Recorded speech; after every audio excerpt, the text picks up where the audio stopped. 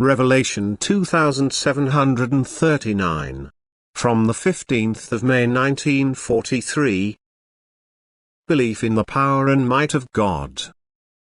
Faith in the power and might of God has become an empty concept to people, otherwise they would like to lead a different life. But in this way they completely lack the fear of God. Insofar as they still believe in a God as a creating power, this divinity is completely distant from them because they believe themselves to be completely independent of it.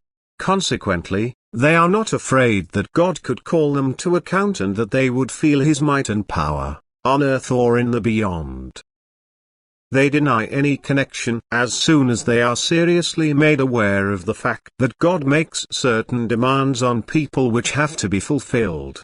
They believe neither in the power nor in the love of God, that is, neither in a punishment nor in a reward for their earthly life. They only recognize the power of God as the origin of the creation of nature.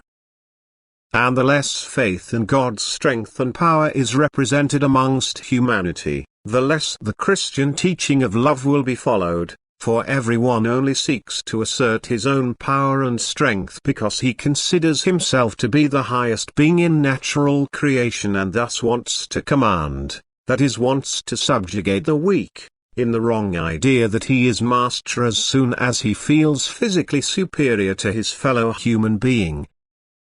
Believing in God's strength and power, the human being would feel small and his fellow human beings likewise, which causes him to help the latter as a brother and not to elevate himself above him as master. Only very few people feel dependent on the being who is exceedingly powerful and mighty, and these also consciously submit themselves to him. They surrender themselves to his guidance and are now also guided by his will, whereas the faithless always let their own will prevail. Thus they segregate themselves, that is, they maintain their resistance against God because they do not acknowledge him. God does indeed make himself known to them by always and constantly bringing his strength and power to bear in everything that surrounds the human being and also in the human being himself. For nothing would be without God's strength, nothing could happen without his power. And the human being should already recognize from this alone that he cannot deny this might and power of a higher being, for he himself is unable to create anything from within himself which surrounds him. But he ignores this clear proof, or else he imagines himself as a human being to be completely isolated from the creating power. He does not recognize that it also encompasses him. He does not recognize any entity with which he himself stands in indissoluble connection. And therefore God also regards him as distant from him, and he cannot turn his emanation of love towards him, yet he occasionally lets him feel his might so that he will learn to recognize him. Yet this, too, will always take place within the framework of naturalness, so that the human being is not forced to believe. He will always be able to find a purely natural explanation if God's might and power expresses itself in him in such a way that his own might and power is shaken.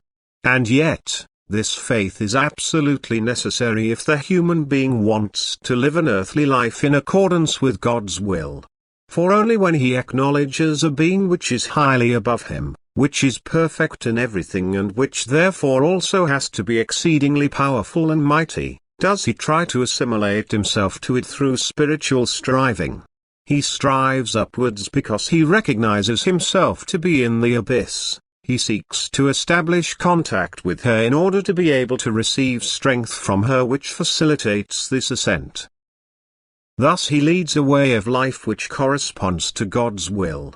For since he believes, he not only fears the eternal deity but he also loves her and seeks to make himself worthy of her love. As soon as he strives towards God, he is seized by his love and he reveals himself to people as eternal love which desires him as your living creation. Amen.